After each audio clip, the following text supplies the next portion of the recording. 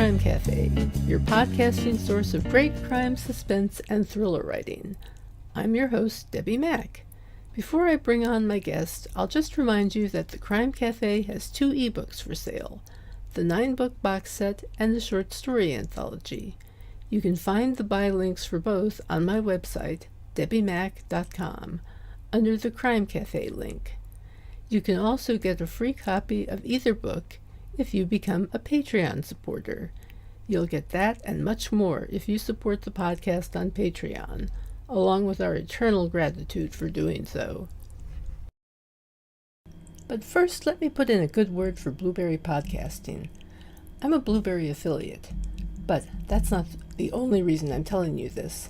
I've been using Blueberry Podcasting as my hosting service for my podcast for years, and it's one of the best decisions I ever made. They give great customer service. You're in complete control of your own podcast. You can run it from your own website, and it just takes a lot of the work out of podcasting for me. I find for that reason that it's a company that I can get behind 100% and say, you should try this. Try Blueberry. It doesn't require a long-term contract, and it's just a great company, period. And it also has free technical support by email, video, and phone. So you can get a human being there. Isn't that nice? Hi, everyone. Our guest today is an acclaimed screenwriter, director, and producer whose work spans film and television. His credits include National Treasure, Book of Secrets, Knox Goes Away, and Rosewood. A graduate of the USC School of Theater and the UCLA Master's Program in Screenwriting, his debut novel, 1,000 Cuts, will be coming out very soon. In fact, you can probably pre-order it today. It's my pleasure to have with me, and I forgot to ask how you pronounce your name, so please just say it. Gregory Poirier. Gregory Poirier. Thank There you you so go. much. They, The they one thing pronounce I it forgot to do at the beginning of this. they pronounce it a little more technically than that in France, but True. Yes. France is, yeah, they would do it totally right, and we do it totally wrong, but whatever. Sorry about that, France. So, anyway, thanks for being here today. yeah, my And pleasure. after a career in film and television, what prompted you to write your first novel? Well, it actually was sort of an organic thing that came up. I mean, there's a lot of conversation now amongst me and my friends about how this business of ours is changing, and Mm-hmm. it's becoming a lot more challenging because it's shrinking, shrinking, shrinking. Oh, yes. And I've been very fortunate that it hasn't shrunk me out yet, but Oh, but you dear. never know. And I actually had this idea for this story, and I was trying to work it as a screenplay. Um, and I just at some point just decided that the sort of specific voice that I was going for and the sort of tone that I was hoping for wasn't really coming across that well in the screenplay version. And I finally decided that it has it's an action thing. The way that I started this thing was I wanted to do a film that was the film that Humphrey Bogart or Robert Mitchum or one of those guys would make if they were alive now. Like something with a real sort of noir way into it, but with a modern sensibility, modern action, all that kind of stuff. And so that's what I was trying to achieve. And it just, for whatever reason, it wasn't coming across. I know I can write a noir because Knox Goes Away was a noir, and that's probably the favorite movie of mine that I've ever done. But this was some kind of something different, and it just wasn't working. And Hmm. I was sitting with my gang of writer friends at the farmers market one week, and one of them said, "Why don't you write a novel?" And I thought I might have the perfect thing to try that. And so I just basically started it as something to try, and to see if this story worked better in that form, which it definitely did. And that's how we got here. Why do you think it works better as a novel? I think that there's a lot of reasons, but I think for one thing, I think it's easier to exert your own voice in this form of writing as opposed to in a screenplay. I mean, Mm-hmm. I feel like Knox, to bring that movie up again, it's probably the closest thing that I've ever done where it was sort of my voice that came across. But a lot of time um, you're trying to not inject your own voice into it. For instance, Rosewood, which was a historical drama, needed to have a certain cadence, needed to have a certain feel and way of speaking and all of that kind of stuff. And it's not me, you're purely at that point a writer, which is great. I enjoy that very much. But this, I just kind of wanted to inject some of my personality into it more. And that's definitely easier in a book than it is in a screenplay. And don't, in a screenplay, you write it and then it goes through actors, it goes through directors, it goes through editors. I mean, there's a lot of people between you and the audience, whereas in Yes. this thing, it's you're talking directly to your reader, which I really enjoyed a lot. So And I take it that you worked with an editor who got what you were trying to say. absolutely. I worked with Keith Wallman at Diversion Books, and he was very into what I was trying to do. He understood it right away and was very supportive. It's And fascinating how the fields differ in that respect. How yeah, little of yourself, in a sense, goes into screenwriting, yet at the same time, how much of it. Because where do yeah, these characters come from except from you? You know, so at yeah. least No, it's start true. with that, and then people start to chip away at it a little bit. It's also a really different type of writing. I mean, Yes, yes, it is. screenwriting is 100% external. Yes. All you can put on the page is what the audience sees and what the audience hears. You don't get a chance. You need to bring out whatever the emotion of the character is and whatever their journey is and all of that through those two things, what you see and what you hear. And that's all you have. You don't have this ability to delve into the inner monologue and to go into the past of everybody and to sort of really dig into these characters. So it's a very highly technical form of writing. There's very rigid structures to it. It's just very different than this, and it's not easy. I mean, it's difficult to do, Yes. but it's just different. And so this was a lot of fun.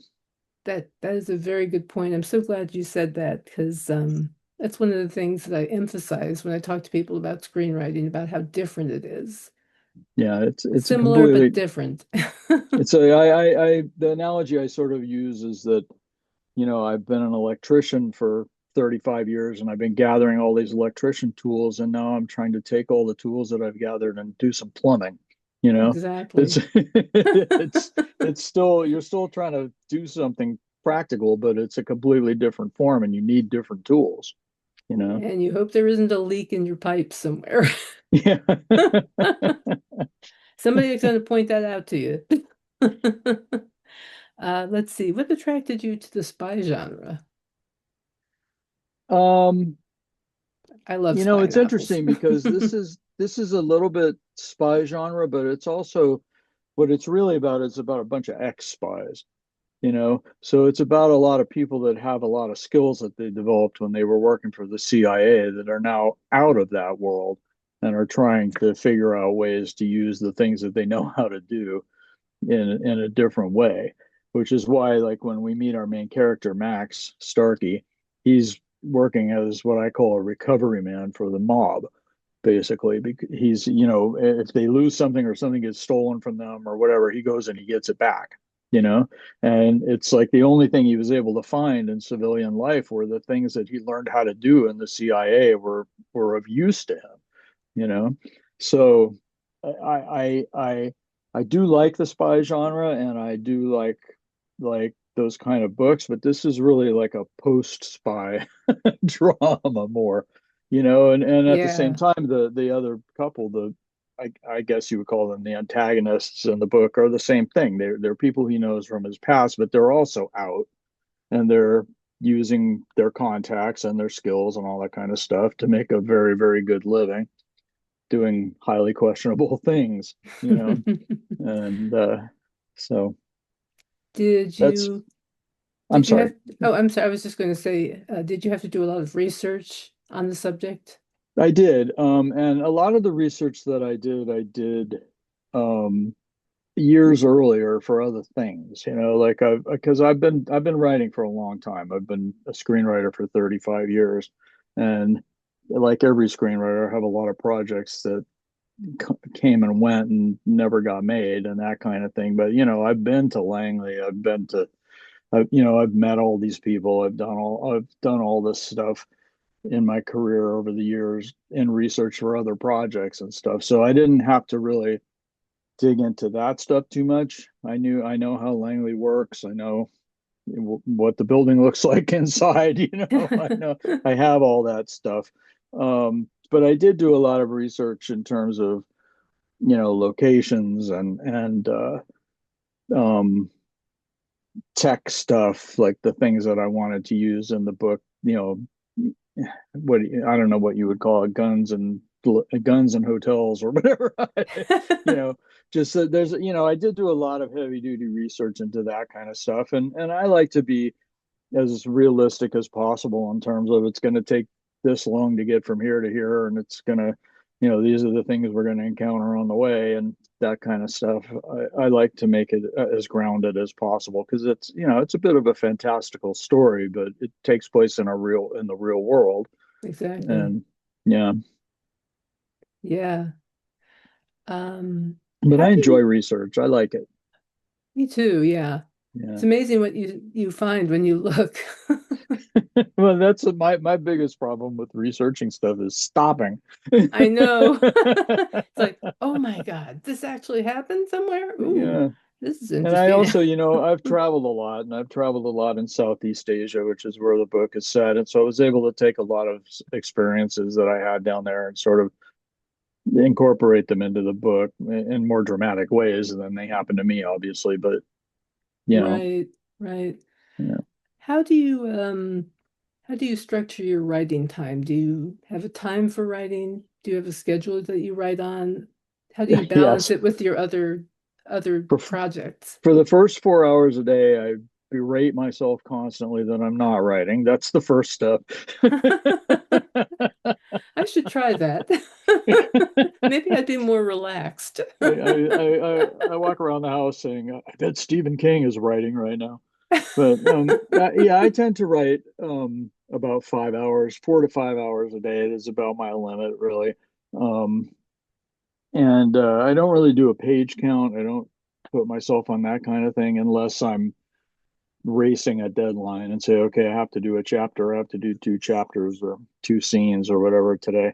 But for the most part, it's because I'm the kind of guy where I'll sit down 3 days in a row and barely eke out 3 pages. And then on day four, I'll write 20 pages or 25 pages. It's just the way my rhythm works. And I don't understand it and I don't really need to. Just is what it is.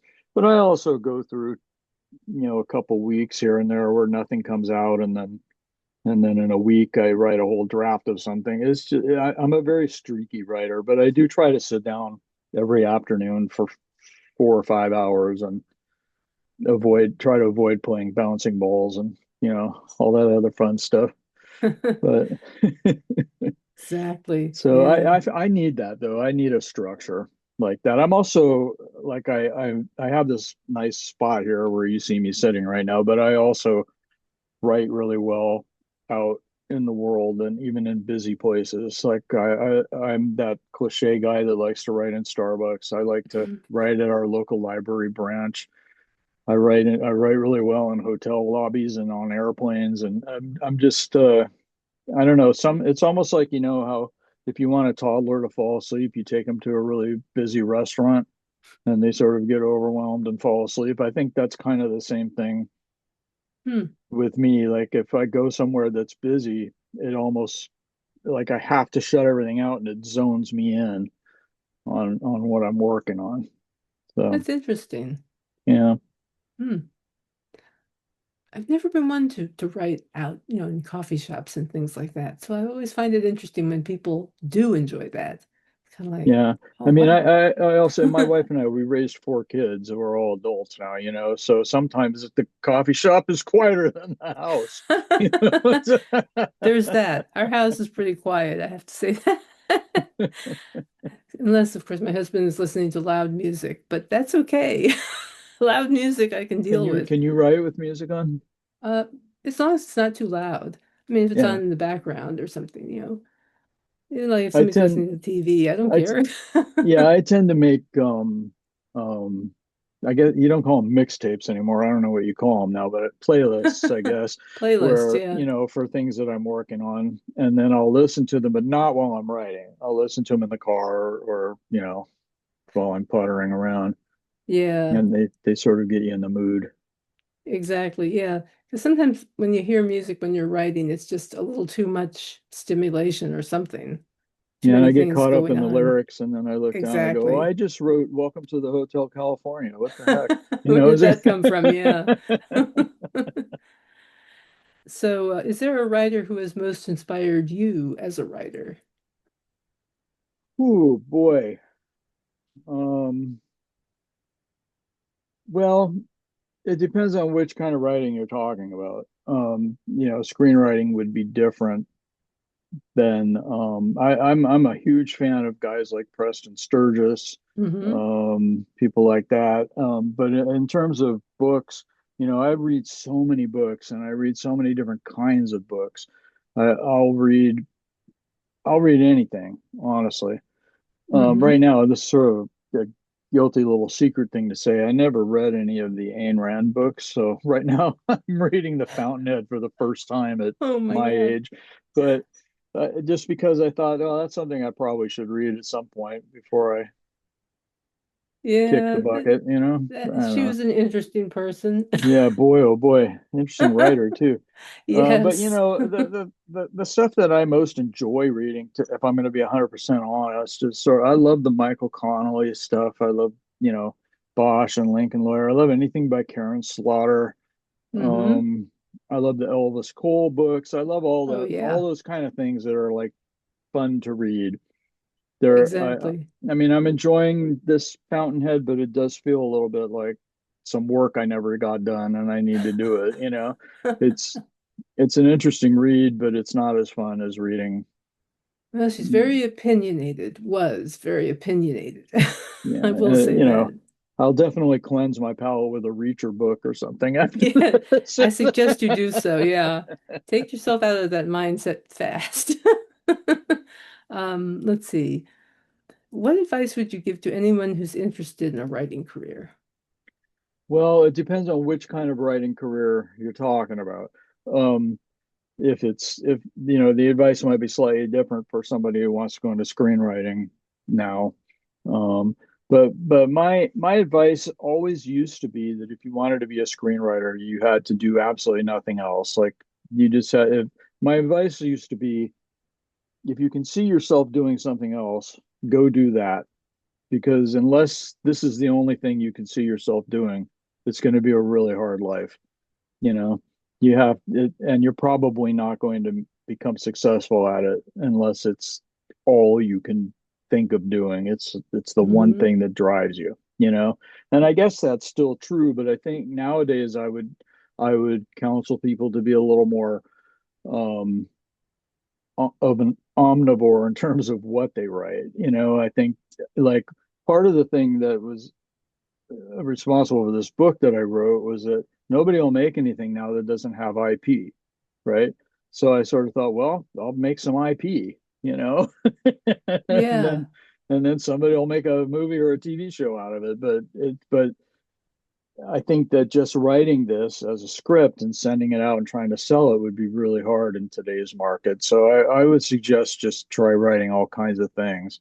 Be a writer, be a writer of every form you can work on, and that's going to be the easiest way for you. I mean, not easy, but it's going to be the best way forward, I It'll be think, an in these easier times. way, probably. Yeah, I mean, screenwriting right now is the market has shrunk so much that even guys like me that have been doing it forever, we're like, I'm working still, but I'm having to find ways outside the traditional way to sort of, oh, here's somebody that has some money and wants to make a movie. Well, let's do a script and let's see what happens. And it's a lot more spec writing now than it used to be. There are fewer jobs, but also at the same time, specs are harder to sell. So it's a really challenging time, I think, to be trying to break in as a screenwriter. The other thing I would suggest, if screenwriting is the goal, is to just make some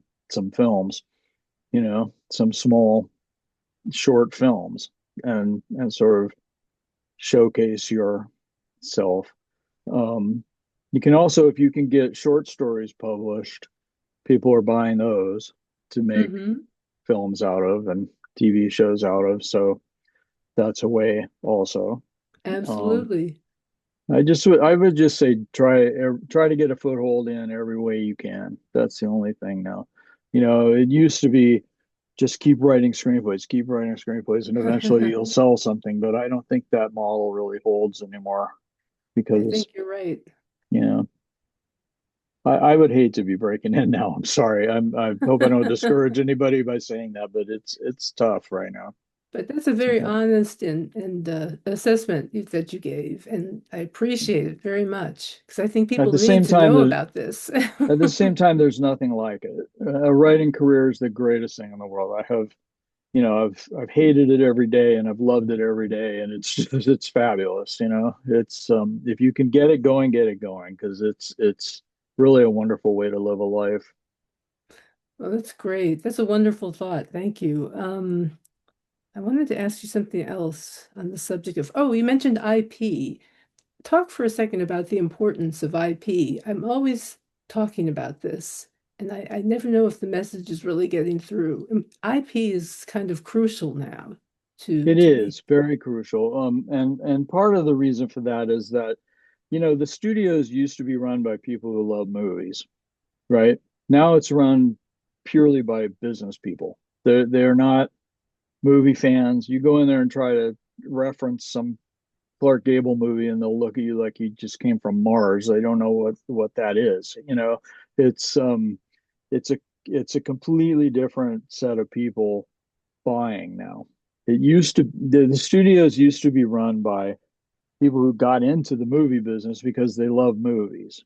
Now it's people that, have moved over from the restaurant branch of the corporation or whatever, whatever. It's just people that are Yeah. running it as a business, and they don't and they're all afraid to do the wrong thing. They used to develop scripts. They used to develop 25, 30 scripts for every movie they got made just because that's how you mined good material, but they won't do that anymore. They're so afraid of everything. And so the IP thing is a crutch for them because they can go, well, look, this worked as a graphic novel, or it worked as a book, or it worked as whatever, a poem somebody scratched on the side of a building. But, and so if it fails, it's not my fault because look, it already worked as this other thing. And so that's why I think they really do look for IP now, because it's just a way for them to protect themselves Yeah. and sort of Hedging the bets. the nice thing in the old days was they weren't afraid to fail because you made a lot of movies and some of them didn't make money, but a lot of them did, and that sort of you came out ultimately on the plus side of all of that. Nowadays they're going to make 5 movies a year, and they're so risk averse that they almost won't buy a script unless you come in with a director and 2 actors attached, and it's just this whole other thing now. Everybody, it's just a cover your ass business now. you know Hmm. I'm sorry, I didn't mean to swear on your No, please podcast. do. I Well encourage it. then, no, I'm kidding. But so it's different. And I think that if you can, like, if you have the path to write something or to publish a short story, or like I said, a graphic novel, if you can write a graphic novel and hook up with an artist and sell that first, then that can be your entry into, I mean, I'm not going to talk too much about it because it's not public yet, but I wrote this book and it was optioned like that, you know, Wow. because there's the thing, and they can all point at the thing and say, We have a there thing. there was a book. There's a thing. Yeah. That's what I always call it. I always say the main difference between screenwriting and writing this that I like, the main thing that I like about it is that you write the thing and there's the thing. It's That's as right. opposed to the movies where you write the thing and then you wait 2 years for Dwayne Johnson to read it, and then you got to get a director, and then if you're lucky in 5 years, there's the thing on the Maybe. Yes, screen. Maybe, exactly. yeah. If you're, I said if you're lucky, yeah. But Exactly. Yeah. but with this, you write it and it's okay. Here's my thing. You either like my thing or you don't like my thing. But there's the thing. Exactly. Yeah. It is nice just to be able to create your own thing. Yeah. Um, is there anything you'd like to add before we finish up? No, I really enjoyed writing this, and I really hope that people enjoy reading it. I tried to make it, I read a lot, and I tried to make this something that I would enjoy reading. I tried to put in some humor and some surprises and just make it a fun experience. So I'm hoping that that's what happens. Is I don't know how many people will read it, but I hope that the ones that do really have a good experience of it. And I've already written a second one, by the way. I It's was going to it's say, are you going to write another? That's yeah, excellent. they because I wrote this book on spec. I didn't pitch it, and when they bought it, they contracted me for two books about the same character. So the second one is in the hands of the editors now. So we'll see what they say. Uh, Wow. Well, uh, that's fantastic. yeah, Congratulations. That's thank you, great. thank you. Well, thank you so much for being with us today. I really appreciate it. Absolutely my pleasure. This was great. It was my pleasure too. Great to meet you. You too. I would also like to thank my patrons on Patreon and my followers and subscribers on Substack. Um, to everyone listening, if you follow me on Patreon, and it's free to do that, I hope you'll take a moment to fill out the short survey that I've provided there to get a better sense of what you're looking for from the Crime Cafe. Um, I can provide more interviews. I can provide more interviews with screenwriters. I can coach people on writing. Anything you're interested in, let me know. Um, this is the final episode of season 11. During the hiatus, I'll give some more thought as to what the podcast could include as a perk for Patreon supporters. In the meantime, take care and happy reading. I will be seeing you.